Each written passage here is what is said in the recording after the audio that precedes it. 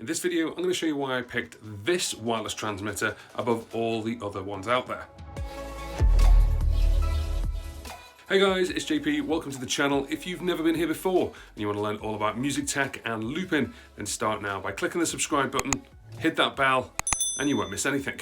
Now, I've been looking for a wireless system for a little while now, and for a couple of reasons. First of all, if I could get rid of all the wires and have wireless for everything, I would. And second, for filming YouTube videos, I like to move around a little bit, and I don't want to trip over any wires. If you're not familiar with them, a wireless mic system has an input, like a microphone, or it has one built on, or you have a handheld mic with a transmitter on the end, and then that sends the signal wirelessly over to a receiver to capture it all onto the other side, and that is inputted into your camera, whether it be an iPhone, or a camcorder, or even a mixer for mixing it in with everything else. Some of the new transmitters now come with microphones built in, as well as a way to plug it in, things like a lav mic that you can wear, and also has some additional features. Those two competitors, 2.4 gig and UHF. UHF, which stands for ultra high frequency, operates at a range between 470 to 698 megahertz TV band, and 2.4 gigahertz operates in the 83 megahertz spectrum between 2.4 gigahertz and 2.483 gigahertz. I had to read that. Now that's quite technical, but what does it really mean? Now, because of the band frequency, the UHF one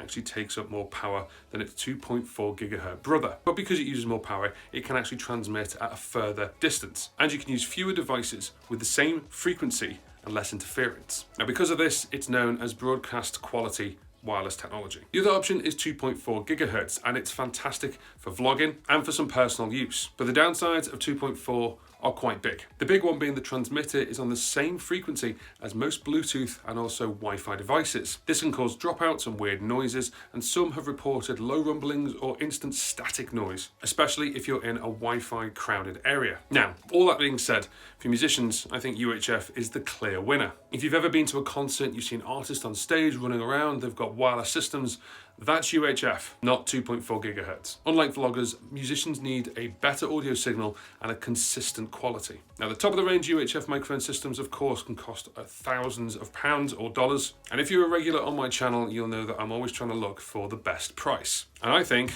this is it. And here it is. This is the Comica BoomX-u, the U2 version. I'm not expecting Bono inside. What I'm expecting is 2 transmitters and 1 receiver. This is broadcast level multifunctional mini UHF wireless microphone. Let's have a quick look at the back. Now, the 2 optional kits you can get is the U1 with 1 transmitter and the U2 with 2 transmitters. So let's crack this bad boy open and have a look inside. And here's the bag. So this is one thing I really like about this. Everything comes in a bag. All the cabling is in the front compartment, and then the main compartment is our transmitters and receivers. Let's have a quick look at that. This is the main compartment, and we've got our manual there. That's fine, with a little bit of stuff and bump. And then there's our receiver and our 2 transmitters with their own internal microphones, the aerials and everything there. In the front pocket, we have everything that we need. Now, they're all in their own little bags at the moment because I haven't unboxed them, but you've got every single cable. You've got the windsocks, you've got the charging cables, you've got all the adapters, TRS to TRRS cables.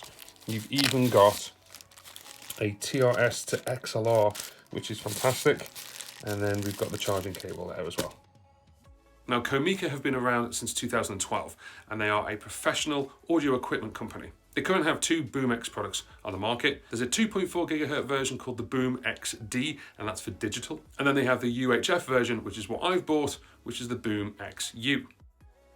Now, onto the transmitters and receiver. They are really small, weighing in at only 55 grams for the receiver and 47 grams for the transmitters. They all have their own clip on the back, which is designed really cleverly to slide into a cold shoe mount if needed. Both have antennas, so this is the antenna on the transmitter, and they rotate all the way to 180 degrees.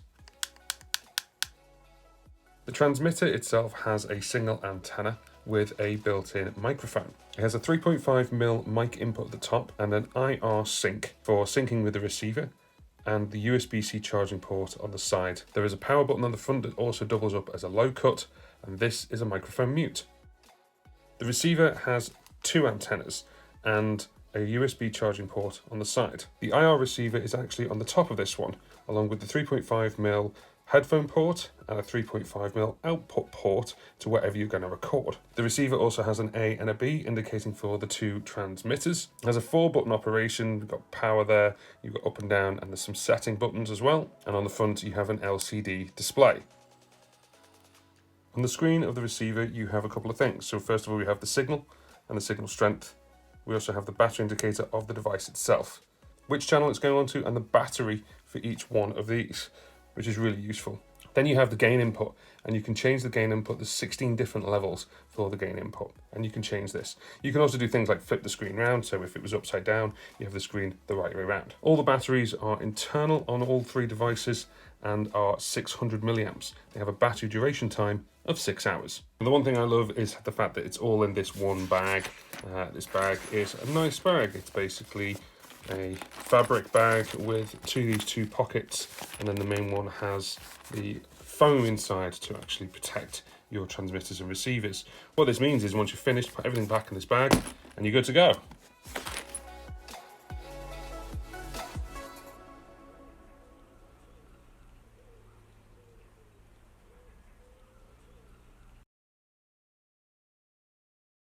This is me talking into the iPhone 12 mini with the iPhone 12 mini microphone. This is me talking into the iPhone 12 mini with the Movo shotgun mic.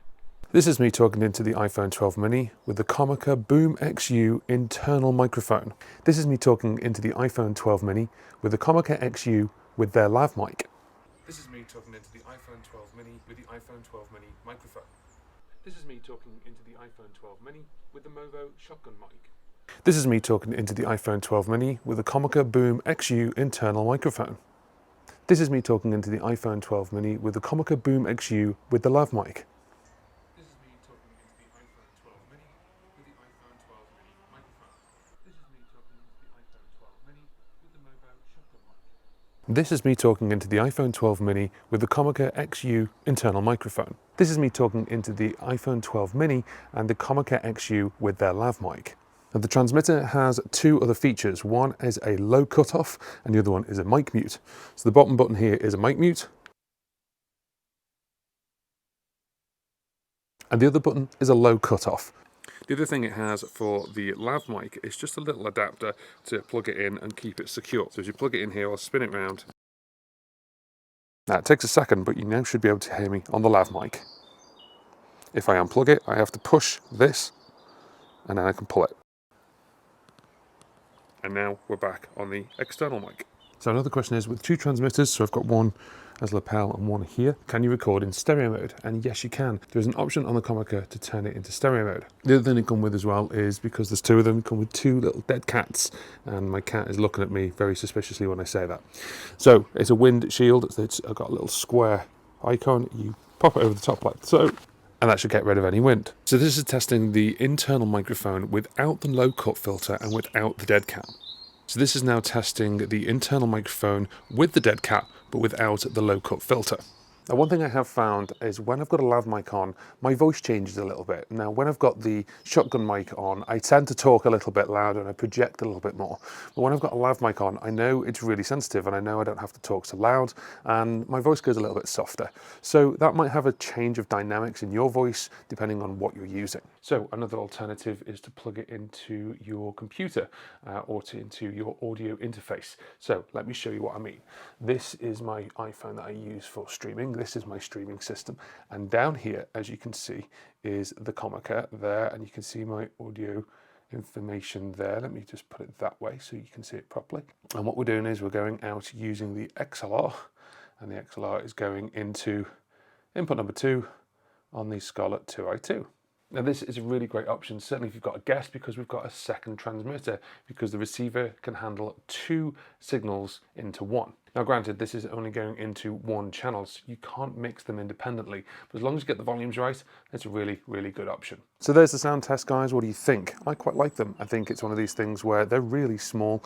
I'm using the lav as we speak, and we've got the second one here, obviously on standby. It'd be quite cool if you had an interview, you could just hand this to someone else and they could just talk into it. You can adjust the volume on each one actually on the receiver itself, so you could have a difference in volume when you had an interview. Maybe someone's got it right up there and they're talking too loud. Of course, you've got the little dead cat, and you've got all the cables you need, whether you're plugging it into an iPhone or a camcorder or a pro cam, anything that you need to get started. Let me know what you think about the sound tests and also the product itself in the comment section below. So now we're back on the iPhone microphone just to give you a comparison. So what do you think? Let me know if you use a wireless system or you're thinking about using a wireless system in the comments section below. I'm really happy with it, and I think it's going to go a long way for this channel. I've bought it, so I'm going to be using it for future videos, and it's got 2 microphones, so hopefully I'll be able to utilize some of that as well. If you have found the content of this video useful, then please give it a thumbs up. It really helps me and it helps the channel grow. And if you want to support the page a little bit further, you can do. You can buy me a coffee at buymeacoffee.com. Buying a coffee helps keep this channel and me going, and there's also a monthly and now annual subscription version that you can go for as well, where there's some nice perks there. Go and check them out.